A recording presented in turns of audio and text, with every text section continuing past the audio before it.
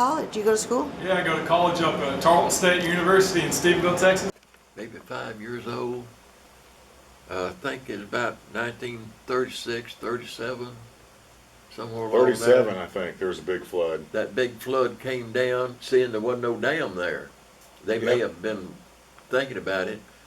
And Daddy said, let's go down there. So we went down to Dunker's Point, and golly, you can't believe, well, you can, but they would be, you could see trees coming down, and all of a sudden they'd get hung, and the thing would flip over. Yeah. Boy, it was vicious looking. And of course, over at Wimberley a few years ago, they had worse than that. Right, right. Oh, 1, 2. Hello. Oh, I'm going to tell you stories about all these paintings and stuff. Okay. In 72, I had the yellow school bus mailbox. I garden. I play accordion. I sing with the German Damenchor. Wow. And that's it.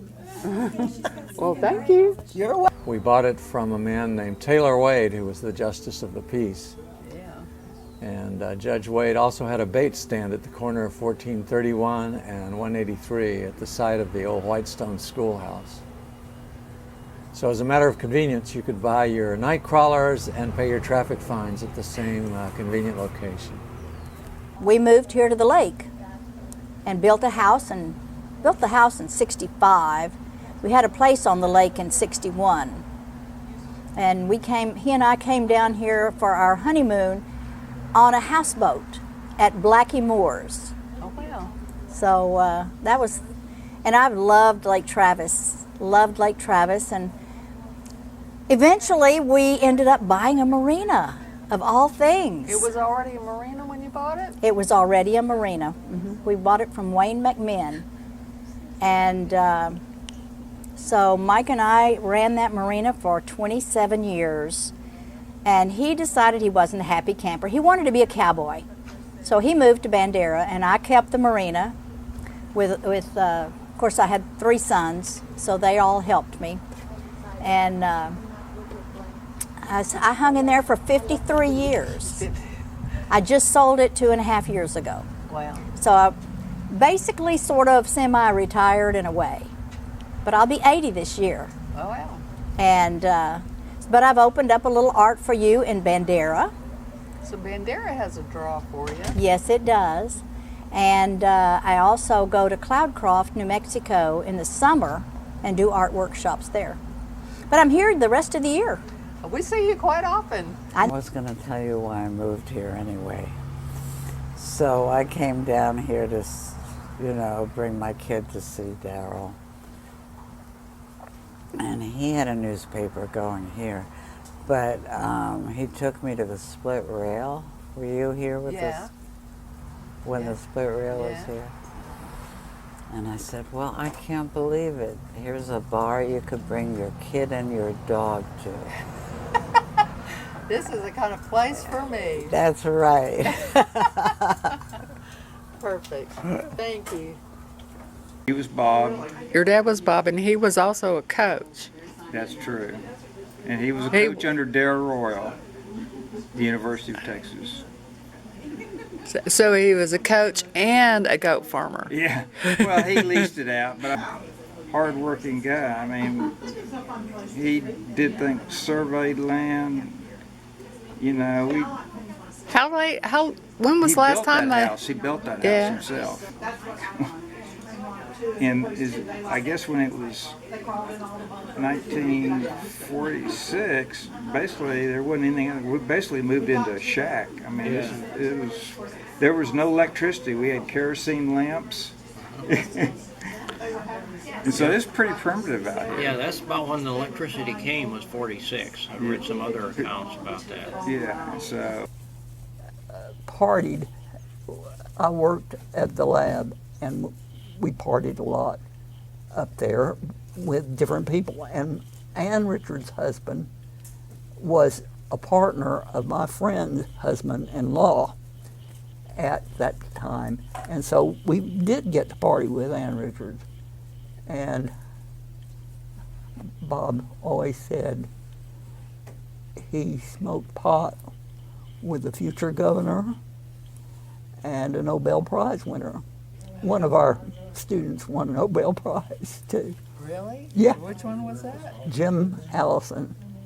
I'm the one that actually owns the property where the cistern is for the original Anderson Mill home over off of Bolacala.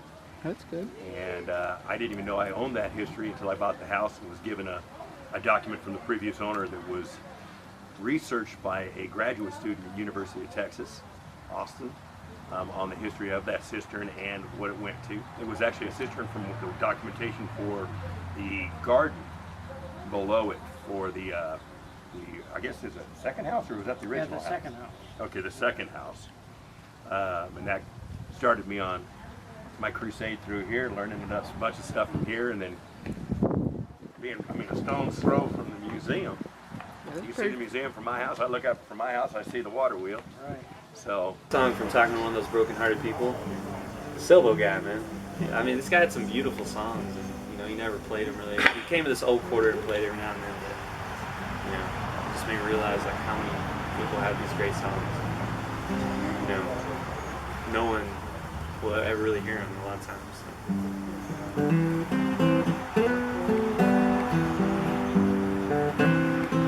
Well, maybe you can steal some stuff from him. Yeah. Live on. You're in this song.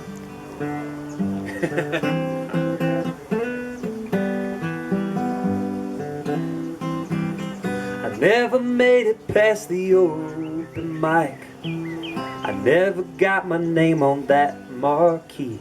I've always been the quiet type, never like all those eyes on me. But heaven is 3 chords with a pretty melody. I stayed up all night to write these words. I'm trying to sing them in key.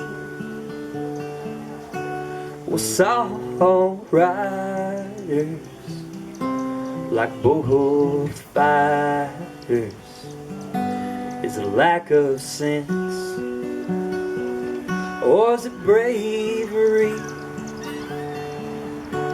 Well, songwriters, are we preachers or liars? I like to think we're trying to set your soul free, and the devil, he ain't got nothing.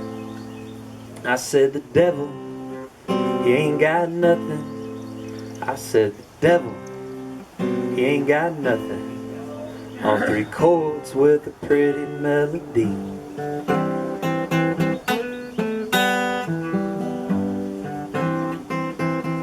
So we headed down 71 for the freedom of the coast, carrying nothing but a pocket full of songs and my daddy's ghost.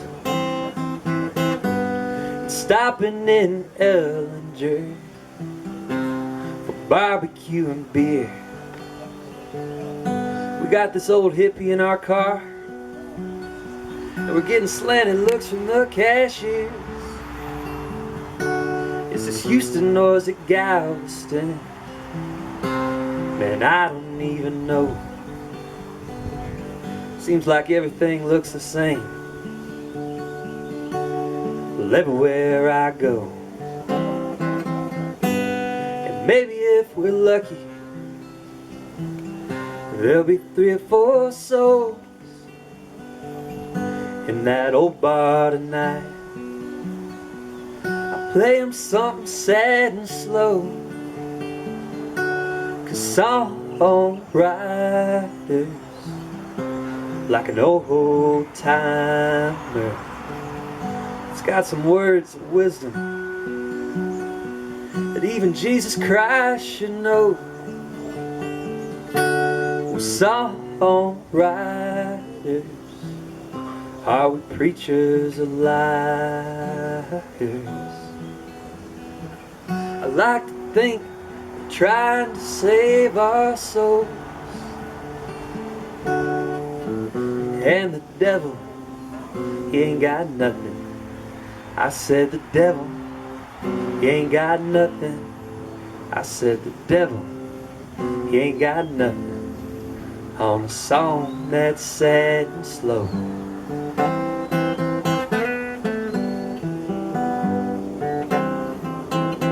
I never made it past the open mic. I never got my name on that marquee. But I can tell you about heaven. It's got 3 chords with a pretty melody. Yeah, that was really